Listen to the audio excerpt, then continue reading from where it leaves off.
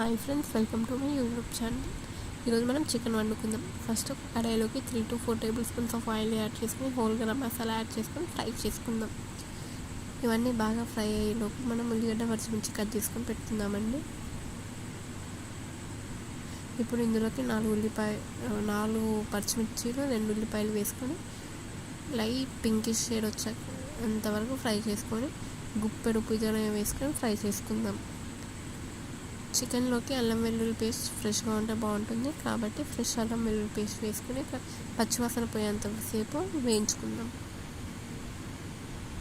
ఇప్పుడు ఇందులోకి 1 tea spoon of పసుపు, చికెన్ వేసుకుందామండి. ఇందులోకి 1 kg చికెన్ 1/2 అవర్ పాటు సాల్ట్ వాటర్తో నానబెట్టాం.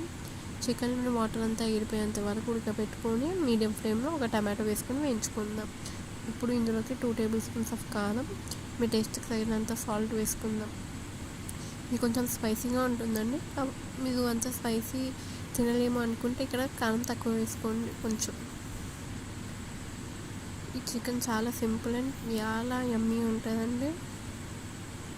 చపాతీలోకి, బగారా రైస్లోకి, పుల్కాలోకి, ఈవెన్ దోశలోకి కూడా చాలా అంటే చాలా బాగుంటుంది. ఒక్కసారి ఇంట్లో ఇలా చేస్తే మళ్ళీ ఇలానే చేసుకుంటారు. ఉప్పు కారం వేసి బాగా కలుపుకొని ఒక 10 minutes మీడియం ఫ్లేమ్లో వేయించుకోండి. ఇప్పుడు 1 table spoon of pepper powder add చేసుకుందాం. ఇందులోకి